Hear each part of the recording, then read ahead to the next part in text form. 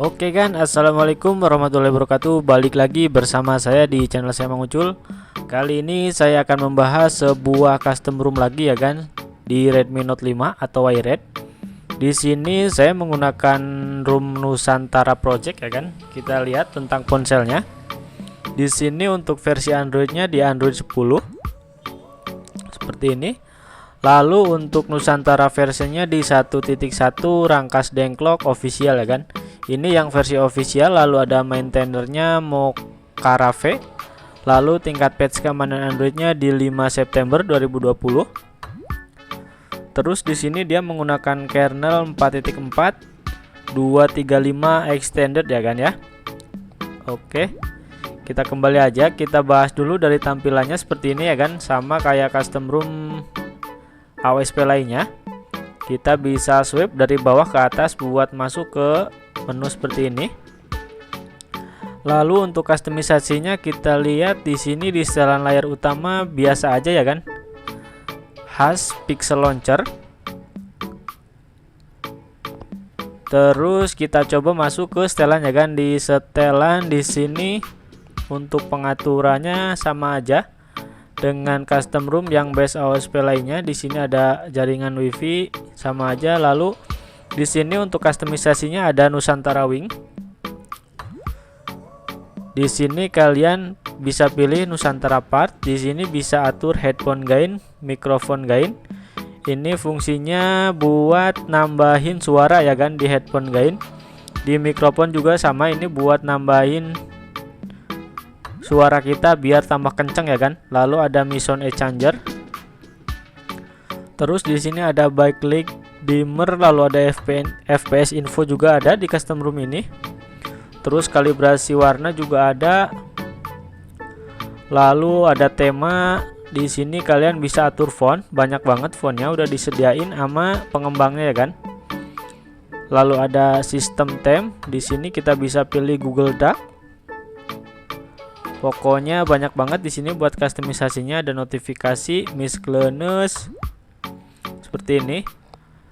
Lalu kita geser ke kiri untuk melihat customisasi lainnya ya kan. Di sini ada lock screen item, fingerprint. Terus ada baterai option. Di sini kalian bisa rubah juga untuk icon baterainya ya kan. Terus icon manager juga ada. Terus kita geser lagi, di sini ada button navigasi dan power menu. Untuk navigasi kita coba. Di sini untuk navigasinya kita dikasih 3 pilihan ya kan. Ada navigasi 2 tombol dan navigasi 3 tombol. Untuk gestur pengaturannya seperti ini. Buat kalian yang suka customisasi, ROM ini masih recommended ya kan, karena banyak customisasinya. Lalu kita coba masuk ke tampilan ya kan. Untuk tampilan di sini kurang lebih sama aja. Ada fokus ke layar, rotasi dan lain-lain ya kan. Di sini saya kurang tahu fungsinya, ini preferensi driver game. Saya kurang tahu fungsinya. Lalu untuk suara juga sama aja. Kita lanjut masuk ke keamanan aja ya kan. Kita coba, di sini ada sidik jari untuk fast unlock. Nanti kita coba ya kan. Di sini untuk polanya HP-nya lebih aman ya kan, karena di sini ada pilihan 6x6. Seperti ini ya kan untuk pilihan 6x6.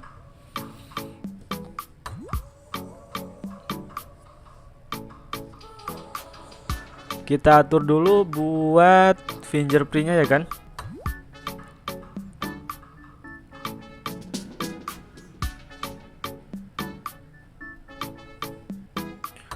Oke, jadi setelah atur kita coba ya kan untuk fingerprint atau sidik jari. Untuk sidik jari berfungsi lumayan cepet ya kan untuk sidik jarinya, tapi minimal nggak ngebug lah ya kan. Untuk fast unlock di sini kita coba untuk fast unlocknya. Untuk fast unlock kayaknya nggak ngebug ya kan. Saya coba setting dulu ya. Setelah saya setting kita coba untuk fast unlocknya ya kan. Ya, udah cepet banget untuk fast unlock. Kita coba sekali lagi. Ya, untuk fast unlock berjalan dengan lancar ya kan di custom room ini. Bahkan menurut saya ini udah cepet banget. Oke, lanjut kita masuk ke lokasi di custom room ini. Untuk lokasi aman ya kan, nggak loncat-loncat ataupun bermasalah. Untuk lokasi masih akurat. Lalu untuk yang lainnya kita coba masuk sistem.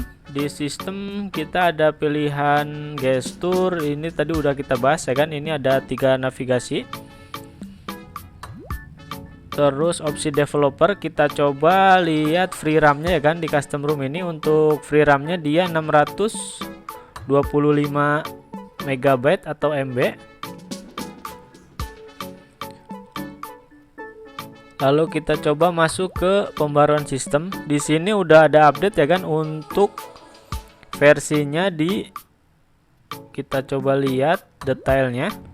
Nusantara All Wired. Kita lanjut bahas performa ya kan. Saya di sini udah install Antutu versi 8. Di Antutu dia dapat skor 139.331. Di sini saya menggunakan Antutu versi 8.3.4. Buat kalian yang masih kurang dengan hasil segini, kalian bisa akali ya kan dengan cara flash kernel ataupun ganti kernel. Biasanya yang suka ngegame banyak yang pakai kernel Agni ya kan. Oke, di sini saya juga udah install CPU throttling. Kita coba ya kan. Untuk performanya di CPU throttling ini. Oke kan, jadi setelah saya tes menggunakan aplikasi CPU throttling, di sini saya tes udah hampir 9 menit ya kan. Di sini 9 menit lebih 5 detik. Untuk dari grafiknya di sini lumayan ya kan, nggak turun-turun. Di sini paling turun ke angka 83 ataupun 84 seperti ini untuk grafiknya. Harusnya di custom room ini udah enak ya kan buat main game lama-lama. Jadi meskipun HP-nya udah dipakai buat main game lama, dia nggak akan turun performanya. Harusnya sih gitu ya kan kalau dilihat dari grafiknya. Terus kita coba lihat buat suhu baterainya ya kan. Di sini saya udah install aplikasi CPU Z. Saya kurang tahu apakah ini akurat atau enggak, tapi yang penting adalah ya kan. Di sini untuk temperaturnya 39. Terus bagaimana kalau kita buat pakai main game ya kan. Di sini saya udah install PUBG.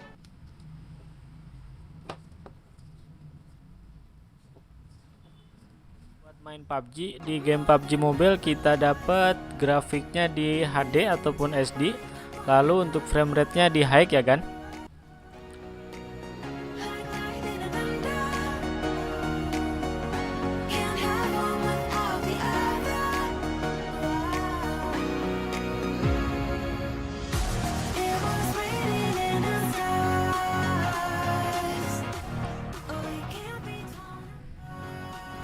Di sini untuk main PUBG masih enak-enak aja ya kan, meskipun settingannya high.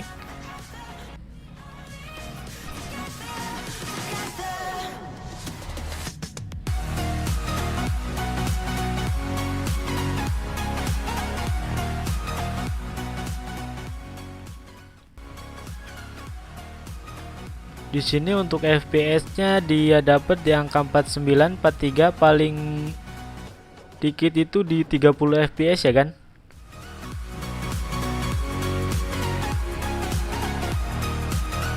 Masih enak-enak aja. Untuk layar udah licin banget menurut saya seperti ini. Responsif ya kan ya untuk layarnya.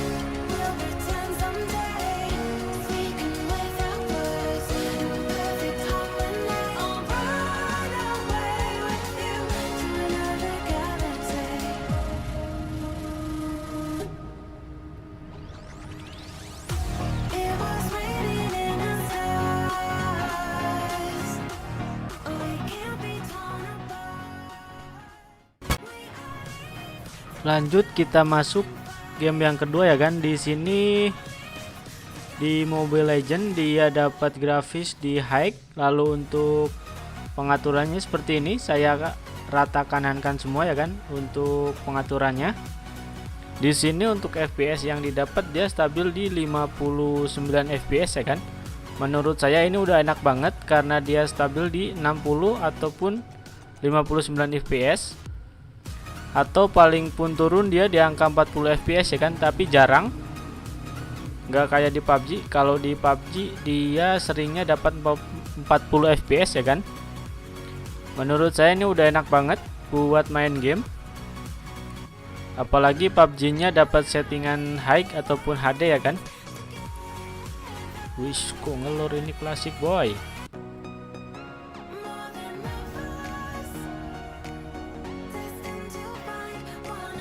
Bisa dilihat di atas ya kan, di sini stabil di 60 atau 59 FPS. Pokoknya buat kalian yang suka main game ini udah recommended banget ya kan.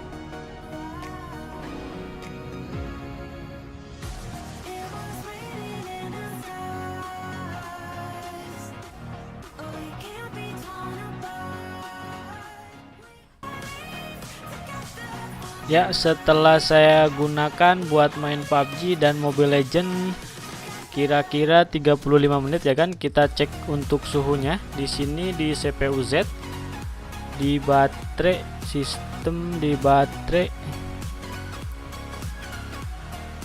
Oke, kita coba masuk lagi ke baterai. Untuk baterainya dia di 42 ya kan, ini dia temperatur. Silakan dinilai sendiri apakah custom room ini panas atau enggaknya, tapi menurut saya di custom room ini agak dingin ya kan untuk main game, nggak panas-panas amat. Untuk FPS-nya juga udah enak banget, stabil banget. Terus di sini untuk fungsinya aman banget ya kan. Di sini untuk Bluetooth, hotspot juga udah bisa dinyalain berbarengan seperti ini. Jadi Bluetooth, jadi WiFi dan hotspot bisa nyala bersamaan. Terus untuk quick settingnya di sini juga ada gaming mode, lalu navigation bar, ada screen recorder, banyak banget. Di sini ada CPU info juga, seperti ini ya kan. Kalau kita aktifkan info CPU-nya akan muncul. Lalu di sini ada FPS info, kita bisa aktifkan ataupun nonaktifkan. Oke, lanjut kita bahas tentang baterai di custom room ini ya kan. Di custom room ini menurut saya untuk penggunaan baterainya lumayan boros ya kan. Di sini saya dapat screen on time 3 jam 11 menit, lalu pengisian baterai penuh terakhirnya di 5 jam yang lalu ya kan. Untuk aplikasi yang saya pakai seperti ini ya kan, ada PUBG Mobile 55 menit, lalu untuk Mobile Legends 58 menit. Silakan dinilai sendiri ya kan buat penggunaan baterainya apakah termasuk boros ataupun enggak. Oke, mungkin segitu aja dulu ya kan buat review custom room Nusantara Project di Redmi Note 5 atau iRed. Buat kalian yang baru gabung, jangan lupa buat di like, subscribe dan komen, dan sampai jumpa di video saya selanjutnya.